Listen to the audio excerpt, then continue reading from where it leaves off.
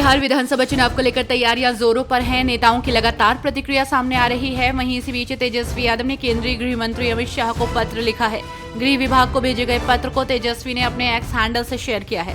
बताया गया है कि मातृभूमि की रक्षा और देश की खातिर, एकता और अखंडता की खातिर अपने सर्वस्व बलिदान करने वाले अर्धसैनिक बलों के वीर जवानों को शहीद का दर्जा देने और उनसे संबंधित अन्य चिरलंबित मांगों को लेकर उन्होंने गृह मंत्री को ये पत्र लिखा है। भारत सरकार सर्वदलीय प्रतिनिधि मंडल को भेज रही है। वहीं इस डेलीगेशन में शामिल कांग्रेस नेता शशि थरूर को लेकर जमकर सियासत हो रही है। वहीं इसी बीच बीजेपी सांसद मनोज तिवारी का बयान सामने आया है। उन्होंने कहा कि शशि थरूर को लेकर कांग्रेस का रुख काफी दुखद है। उन्होंने कहा, आश्चर्य की बात है कि क्या शशि थरूर कांग्रेस पार्टी के नहीं है? क्या कांग्रेस के लोग शशि थरूर को कांग्रेसी नहीं मानते? शशि थरूर अच्छे वक्ता है, कांग्रेस को तो खुश होना चाहिए, लेकिन कांग्रेस के अंदर ही कई कांग्रेस हैं। महाराष्ट्र के कैबिनेट मंत्री चंद्रशेखर बावनकुले ने CJI VR गवई से उनके मुंबई दौरे के दौरान प्रोटोकॉल में हुई चूक के लिए माफी मांगी है। प्रोटोकॉल के अनुसार CJI की अगुवाई के लिए शीर्ष अधिकारी समय पर नहीं पहुंच सके।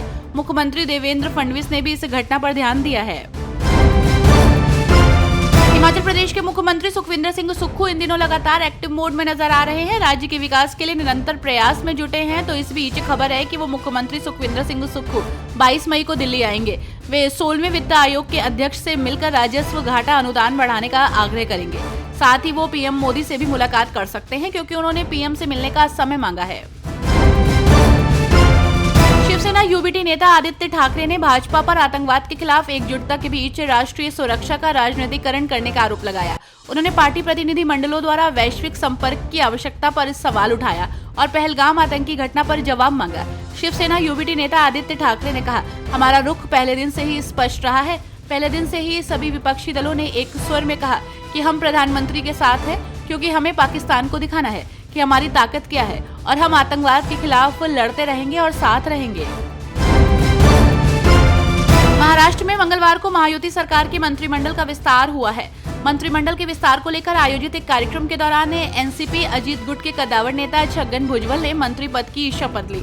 छगन भुजबल को NCP अजीत गुट के कोटे से धनंजय मुंडे की जगह मंत्री बनाया गया है।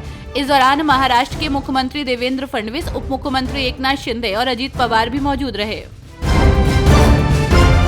शहर में बारिश से प्रभावित क्षेत्रों के बारे में BBMP अधिकारियों के साथ बैठक में बोलते हुए कर्नाटक के उप मुख्यमंत्री DK शिव कुमार ने कहा, हमें अच्छी बारिश हो रही है। हमारे पास 210 से अधिक महत्वपूर्ण बिंदु हैं जिन्हें साफ किया जाना है। बेंगलुरु शहर के मंत्री के रूप में कार्यभार संभालने के बाद हमने लगभग 162 स्थानों को साफ किया। 42 स्थान अभी भी बचे हैं। हम बेंगलुरु की चिंता और महत्व को समझते हैं। हम सभी समस्याओं का समाधान करेंगे। सभी टीमों को तैनात किया गया है। कांग्रेस नेता सचिन पायलट ने संविधान बचाओ यात्रा पर कहा कि पूरे देश में कांग्रेस पार्टी का अभियान जारी है, क्योंकि पिछले 10-11 सालों में केंद्र की सरकार ने जितनी भी संवैधानिक संस्थाएं हैं उनके साथ अन्याय किया है। देश के साथ एक तरह से धोखा हो रहा है, क्योंकि हमारे देश की ताकत संविधान से आती है। अलग अलग संस्थाओं को नीतिगत तरीके से कमजोर किया जा रहा है। हम लोग पूरे देश में लोगों को जागरूक करने के लिए अभियान चला रहे हैं, ताकि जनता तक ये संदेश जाए कि संविधान की रक्षा लोकतंत्र के लिए बहुत जरूरी है। राजस्थान के मुख्यमंत्री भजनलाल शर्मा ने जयपुर में विभिन्न विभागीय कार्यों की समीक्षा बैठक की अध्यक्षता की।